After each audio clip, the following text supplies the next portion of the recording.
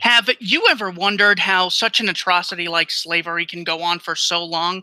I was reading this book arguing about slavery, and it goes over something like this. And basically, it's just people's ability to avoid morality is just unbelievable. Today, we have one of my favorite people to talk about the subject of morality, Jeffrey Tucker. Jeffrey Tucker is the Chief Liberty Officer of Liberty.me and publisher of Laissez-Faire Books. Tucker is also a distinguished fellow of the Foundation for Economic Education and adjunct scholar with the Mackinac Center for Public Policy and the Acton Institute. You can also find his work at AIER.org. Mr. Tucker, how are you? Good. It's good to have you. Yeah, my main gig, just to be clear, is that I'm Editorial Director of the American Institute for Economic Research. So I know it seems like I have a ton of titles, and I can promise you've got many more that are not there. But anyway, I'm also managing partner of a hedge fund and CEO of the Atlanta Bitcoin Embassy. So many things going in our world today. Excellent. What is capitalism, and is it moral? Yeah, capitalism is not a system. It's the default of what people arrive at once they try to figure out how to thrive in this world. It means that you have to invent property rights. You have to have a system for documenting and enforcing those property rights. And then people figure out how to trade, how to save, how to invest. And the result is what came to be called capitalism in the 19th century. That's not the best name. I'm not one of those guys that works really hard to get us to stop using the word capitalism. I think everybody kind of more or less knows what capitalism is. So I don't have a problem with the term. And is it moral? Absolutely. It's moral. It's the very essence of morality, because it amounts to a series of a social consensus around rules concerning what you own and what I own, and what are the rules of engagement between us. And that's the essence of morality insofar as it affects social systems. Yeah, the society cannot be moral without capitalism, strictly speaking. You have a great 10-minute exchange with Jan Helfeld, and he says something very interesting about nuclear weapons. He said, all right, the U.S. has nuked one person. And he says that exact word, and it's so odd to hear such a smart guy say something like that. How have governments been able to convince people that the non-aggression principle does not apply to them? Yeah, well, they do it through a variety of tactics. One is to say you have to give up some of your rights in order to have security, because there's bad guys coming after you. You know, they're able to create the ruling class is always able to create a vision of hell. Outside invaders, crime internally, terrible things that other people will do to each other. You may not know them, but they will. Terrible social consequences will come about unless you give up some of your rights to a ruling class and give this ruling class a monopoly over the use of force. But essentially give them the right to do to you and me what we are not permitted to do to each other. So essentially, it's an intellectual mistake. I understand where it came about. It comes about in times of great social chaos. Like the modern state was born basically with the memory of the Black Death very much still present, and a great deal of population of fear in the general population, and then once the Black Death kind of waned, you had states and ruling class taking credit for this, and then you had in Europe especially, you had a series of populist uprisings against a ruling elite, and so on. Essentially, a time of great fear gives rise to the first signs of the ruling class in the modern world. And the problem is, once the state is created, it's very difficult to get rid of it, because obviously, the essence of the state itself is that it has the right to preserve itself at your expense. So you can't just shut it off. It's not like a light switch. Oh, let's turn it on for a while and turn it off. Once it's on, it's frozen in place, and it becomes very difficult to get rid of. Revolutions are extremely rare and rarely work out well. Yeah, You know, as far as justifying the state in times of atrocity, it's so unbelievable. They'll say something like, David Koresh is manipulating people, therefore we're going to fire at the Waco compound, or Saddam is mistreating people, therefore we're going to inflict sanctions that kill 500,000 people. I mean, so even when the state says there's an atrocity, there's a great evil thing that exists, they don't even justify their own position. They just say that evil exists, therefore we can do basically Well, anything. it's constant nonstop propaganda, and you get it every single day. It's like, you know, I mean, we're seeing relationships between well, over the last 10 years, we saw relationships between the races being shattered by the perpetration of a kind of racial fear. It's like white people need to fear black people all the time, and now you're seeing it happen to gender relations and relationship between the sexes, with this constant daily propaganda that men are pariahs, men are abusers, men are beating women constantly. You can't believe it. You know, the harassment is unrelenting. Women are suffering all the time.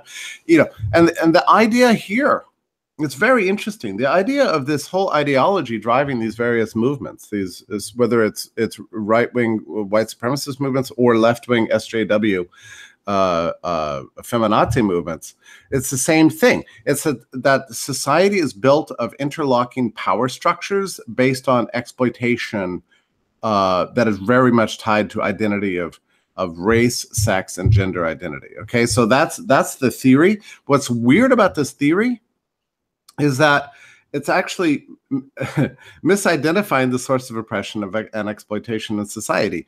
I mean, it is not relationships between the sexes and between the races. You can go out into any mall in America and see that things are actually potentially very harmonious between people. The real source of exploitation and oppression is the state itself. So all these movements are trying to distract you from realizing that the real exploitation is taking place with the regimented regulatory state, you know, that doesn't let you move and exchange the way you want, you know, the tax state, which pillages 30% of your income, and so on. I mean, all the sources of oppression in our lives come down to the state, and anybody who says otherwise is most likely trying to generate a case for continued state oppression. And I mean, that's basically what the Me Too movement has come down to. And it's also what the alt-right movement have come down to. Everybody's trying to find an excuse for continuing regulation of society by the ruling class. Your new book is called Right-Wing Collectivism, The Other Threat to Liberty. I believe you touched on this in your previous answer. What is right-wing collectivism? Why is it dangerous? And how does it differ from left-wing collectivism? In 1820, there was born a huge revolt against liberalism. By liberalism, I mean the view that society should just be left alone to develop on its own, and that the state, insofar as it exists, should be walled off from sectors of society vis-a-vis religion, speech, human rights, all these things. Okay, so that's liberalism, and it gave birth to a wide prosperity all over Europe and all over the world, really. In 1820, we saw a revolt developing in the world's most academically advanced country, namely Germany, with the works of Friedrich Hegel, who said, look, you think you see liberty, you think you see rising prosperity. Actually, what's happening is just we don't actually have any control over the waves of history. There are certain forces of history that exist outside human choice, and we are just inexorably blown along with them. So he began to kind of discern what these movements of history are, and believe that all of history would culminate in some point that would involve a kind of a unity of the population, or a collectivism under the control of a central power. The Hegelians broke into two factions. One, left-wing, that believed that the collectivism would be global and abolish private property, abolish religion, abolish marriage, all this kind of thing. Those people became the Marxists. But the right-wing Hegelians, which were actually truer to the original vision of Friedrich Hegel, said no. The end point of history will culminate in the Prussian state and the Prussian church and the absolute rule by the ruling class. There will be a preservation of property and family and religion, but all these institutions will serve the great unity of the state under a single great man. So that was the rightist version of collectivism that was born in revolt against laissez-faire in 1820. And so what my book does is it traces that idea throughout the 19th century and sees its development in the United States, in Germany again with German immigration here, and the immigration of those ideas all over England in the works of Thomas Carlyle, and the hold on one second, and the rise of the great man theory of history, and then it got a huge boost with scientific racism, ironically born out of one of the lesser known works of Charles Darwin called The Descent of Man, in which he raised an alarm bell about the demographics of society, that humankind is going to diminish in quality if we keep improving life, getting rid of disease, perpetuating high rates of birth and immigration, these kinds of things. It was just a passing comment, but that set off a movement of white supremacy, racialist ideology all over the West, which kept getting worse. And it wasn't just resulting in eugenics. It's what gave birth to immigration restrictions, marriage licenses, labor laws, minimum wages. Essentially, the 20th century total state was born out of a rightist collectivist movement, working, I must say, in tangent with a leftist collectivist movement. I mean, that's what's interesting about this, is that in practice, there's not a whole, there's certain cultural differences and certain tone differences between right and left-wing collectivism, but the agenda always is unified on one thing: the state should be in charge. I mean, that's the version. The right-wing version just, it differs, like I say, in cultural priorities and things like that. Left-wing collectivism tends to be more globalist. Right-wing collectivism is always and everywhere very nationalist and protectionist and nativist. But I think it's important for us to remember that these are just kind of different colorations of the same anti-liberal party. Now, the reason I wrote my book was to, and in many ways, it's written not just for the alt-right, but also for libertarians and liberals, to become more aware of the existence of this movement as a threat to liberty. It's like, I think we know a lot about socialism. We've been schooled in it. All the professors in college were socialists. We've been annoyed by socialists all the time. The right-wing collectivists have never had the kind of cultural prominence that the left has had. So as a result, they had to kind of grow. They had to become an underground movement. And so people have not been entirely aware of them. Essentially, Charlottesville was the great coming out, and people were shocked by that. Well, I wasn't shocked by it. That happened a month before my book appeared. I've been studying these issues for 2 years prior. And my point isn't to say, okay, the biggest threat we face is on the right. That's not my point. I mean, I don't know what the biggest threat we face is. It changes every day. Sometimes it's the left, sometimes the right. But the biggest threat we face is that both of these groups are responding to each other. So the left gets power and the right adopts its strategies and tactics and ambitions and comes after it. And then that creates another blowback, and these blowbacks just keep going on in circles. And I think it's important for anybody who believes in sort of basic Western morality and the basic postulate of human rights and human dignity to be intellectually aware of this tennis match that's going on between these two, and then just decline to participate and build out a liberal movement that's separate from both left and right. That's my argument. There's three things that I see that are both criticisms of capitalism that come from the alt-right and from leftists. And the three are: capitalism causes monopolies, inequality, and governments need to regulate them. Yeah. How do you answer those three objections when talking about the morality of capitalism? Well, the monopoly criticism is ridiculous. Monopoly only happens when government gives grants of special privilege, as with patents or copyrights or some kind of regulatory regime that privileges some corporations over against others. There's literally never been a monopoly in history that survived independent of government regulation. I mean, that's the point of capitalism, is that it's a competitive system. But every single attempt to regulate exchange in the market will end in curbing competition on the margin.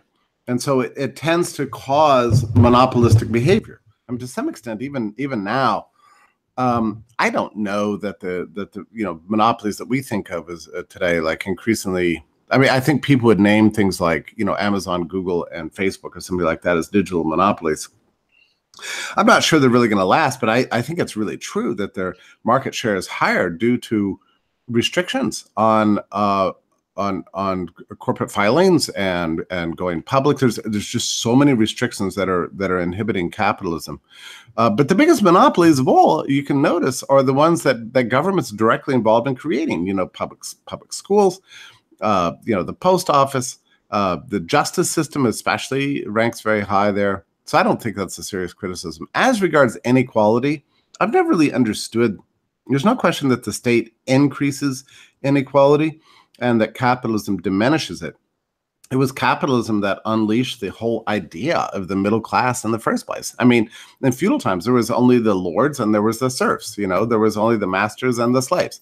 With the advent of capitalism came this great blending. The poor got rich, the middle class got money.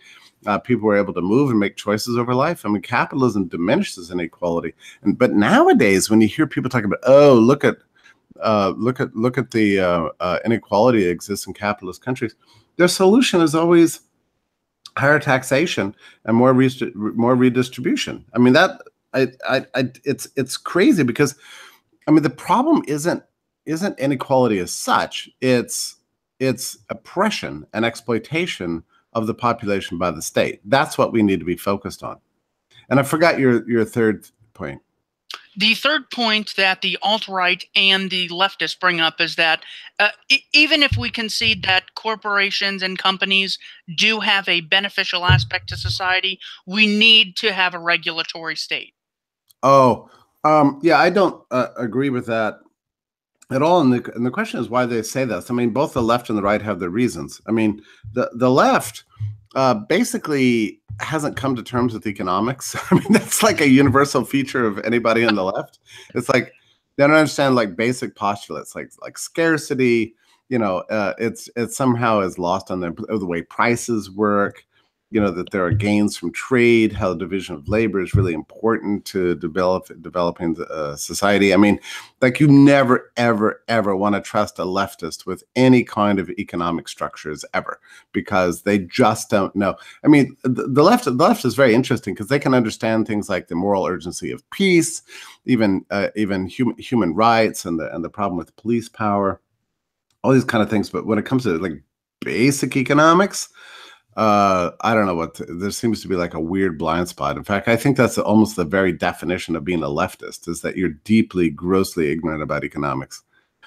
The right has a different argument about capitalism. They don't like capitalism because they think it deracinates people, which is to say that it uproots people from their roots. But they don't like capitalism precisely for all the reasons I do like capitalism. Like for me, capitalism is beautiful because it causes people to get along well. And so, like capitalism doesn't generally know race or sex or, like anybody's pretty much willing over the long term to deal with anybody. I think about like Hitler, in 1933, put out an order that said, stop dealing with Jewish businesses. Don't use any violence, but just boycott Jewish businesses. It didn't work because Germans, they may not like Jews, but when it comes to getting a heart surgery or finding a good physician or getting good groceries or watching the movies, whatever, they continue to deal with Jewish merchants, and nothing could stop it. So that's why in 1934 Hitler had to implement the Nuremberg laws. It's like, okay, now it is illegal for you to deal with Jewish businesses. We're gonna take business license away from the Jews. We're gonna kick the Jews out of the university. You have to do that if you believe in a homogeneous society based on identity, because capitalism does shuffle human relationships. It does leave the borders. It does break down nationalism. It does disturb the demographic structure of society. So I love capitalism for that reason, and that's also why the alt-right hates it. Another criticism is that capitalism has the aspect of competition, of dog eat dog, like Ayn Rand likes to say. Dog eat dog doesn't apply to capitalism or dogs. But as far as the competition, the objection to capitalism, how do you respond to that? Well, I think there's a lot of confusion about what competition means. It doesn't mean producers, beating each other up and devouring each other and exploiting each other. What it means is that producers are competing for customers.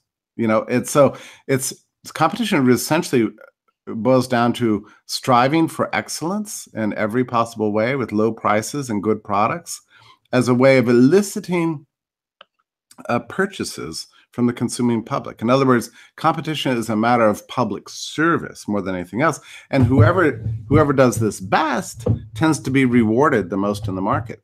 But it's not a zero-sum game. Lots of different producers can benefit from this. I mean, like right now, you can look at any market, and thanks to the internet, a lot of this has changed, but you can look at any market, like look at the market for perfume, for example. I mean, this is, I don't know, what is it? It was $300 billion or $500 billion. I'm just making up numbers here, but it's like that. But, there are hundreds and thousands of perfumes available on the market. There are some dominant firms, but there's many other competitors. But what's interesting to me is that the number of retail providers of perfume are just ubiquitous, and they're a huge profitability source for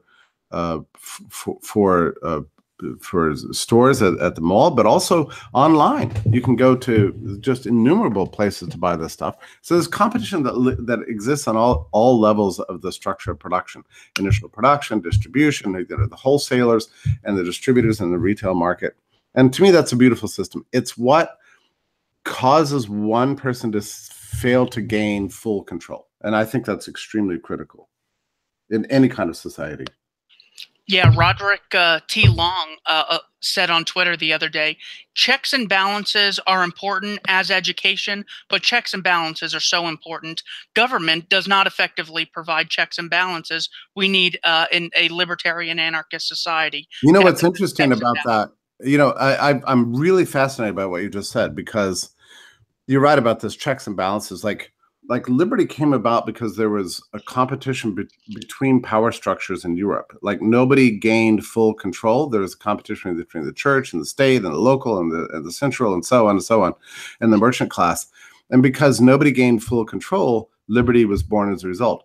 What I find interesting about the American Constitution is that the framers of the Constitution attempted to build in this decentralized competition between powers into the structure of government itself. I mean, that's why we have an executive branch, a legislative branch, and a judicial branch, and there's so many iterations of that. And the attempt was to create a government in which there wasn't a centralized power.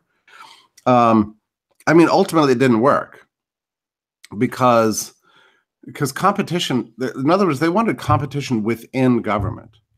I mean, it's a nice idea, but it actually didn't turn out to work very well, because it's very easy for people with power to cooperate together, to log roll, so-called, and just exploit the population in general. And that's exactly what happened. You've gone as far as to commit the thought crime of saying capitalism is about love. How can you defend that statement? Well, you have to begin with asking the question, what is love? And I think the definitive treatise in the modern age was written by C.S. Lewis, and he distinguished 4 levels of love. The highest level is the love that God has for us and that you supposedly have for God. The next level is a kind of devotion that's matched up with kind of matrimony and a lifetime commitment to each other, and willing to give your life for somebody, for example, the love of a mother towards a child, and so on.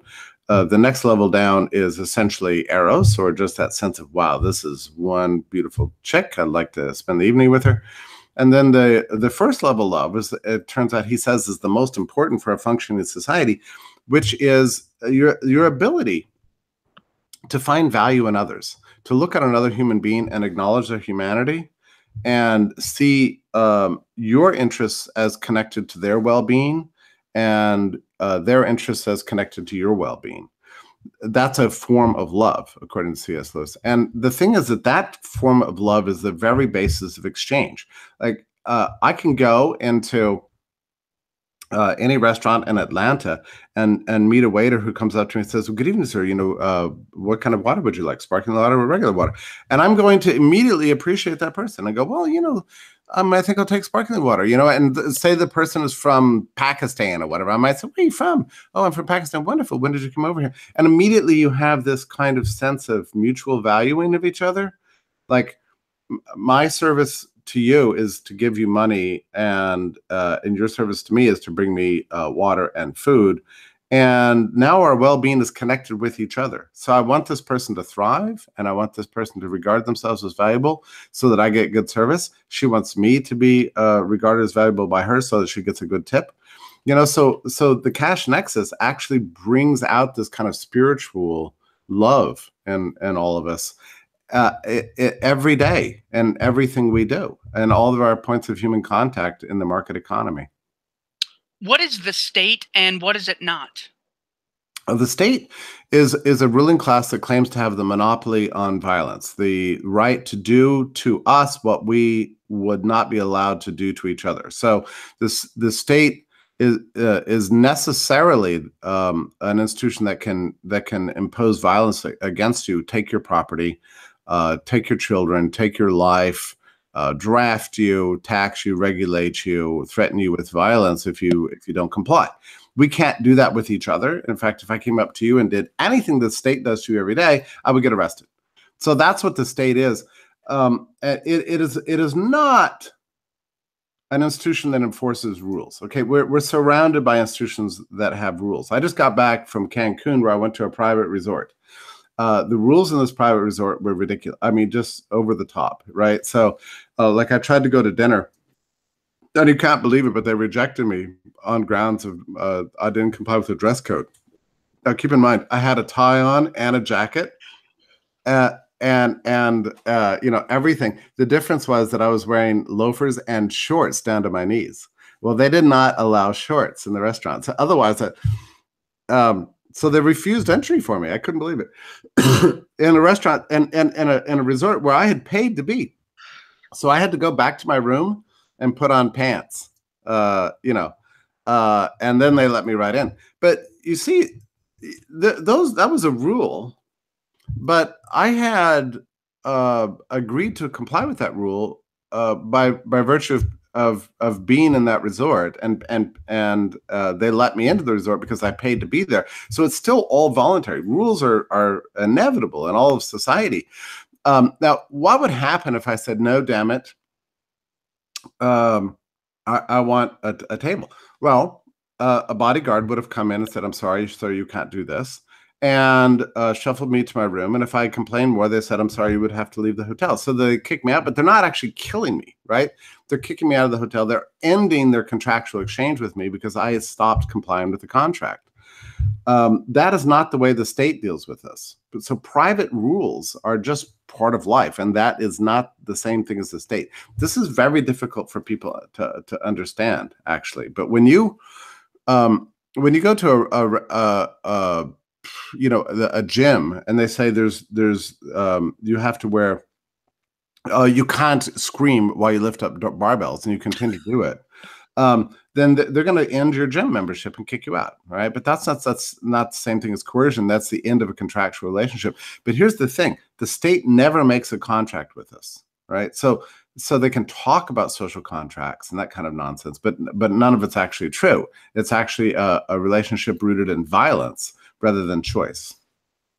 I have two more brief questions for you. I do want to respect your time.